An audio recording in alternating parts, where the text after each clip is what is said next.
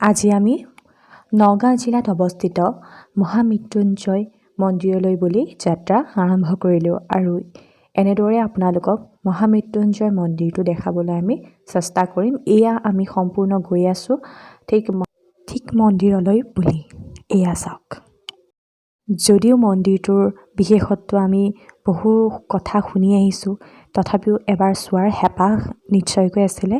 গতিকে এয়া দেখিছে আপোনালোকে মহামৃত্যুঞ্জয় মন্দিৰ। ঠিক আমি আহি পাইছোঁহি। এয়া সম্পূৰ্ণ পৰিৱেশটো আপোনালোকক দেখাবলৈ চেষ্টা কৰিছোঁ। এয়া চাওক মহামৃত্যুঞ্জয় মন্দিৰ।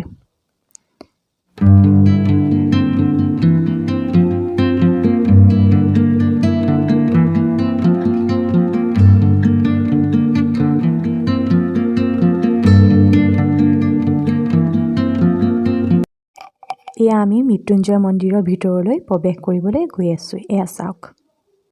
এয়া আমি মাৰ সৈতে আমি মন্দিৰৰ ভিতৰলৈ যাবলৈ চেষ্টা কৰি আছোঁ। এয়া চাওক আপোনালোকে মহামৃত্যুঞ্জয় মন্দিৰ, অৰ্থাৎ বহুতো যাগ যজ্ঞ তপস্যাৰ অন্তত এই মন্দিৰটোৰ সৃষ্টি হৈছিল বুলি কোৱা হয়। গতিকে এই মন্দিৰটোৰ ভিতৰৰ অংশ আপোনালোকক দেখাবলৈ আমি চেষ্টা কৰিম। এয়া আমি ভিতৰলৈ বুলি প্ৰৱেশ কৰি আছোঁ।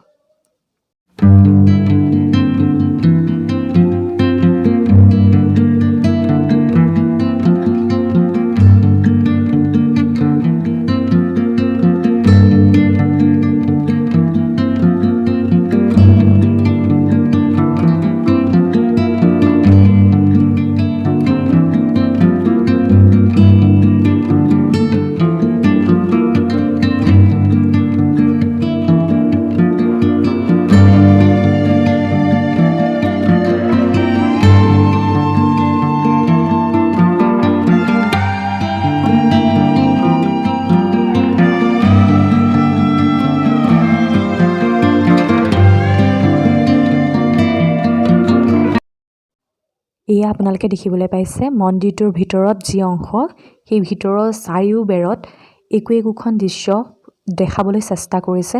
গতিকে প্ৰত্যেকখন দৃশ্যই একোটা চৰিত্ৰ ৰূপায়ণ কৰিছে, আপোনালোকে দেখিবলৈ পাইছে।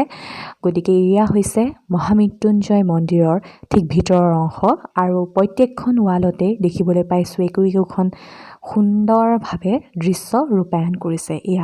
এয়া আপোনালোকে দেখিব পাইছে ভিতৰৰ অংশ, মহামৃত্যুঞ্জয় মন্দিৰৰ ভিতৰৰ অংশ। এয়া চাওক, প্ৰত্যেকখন ৱালতে পুনৰবাৰ একোটা চৰিত্ৰ দেখাবলৈ যত্ন কৰিছে আৰু এয়া ঠিক মন্দিৰৰ মূল দুৱাৰ।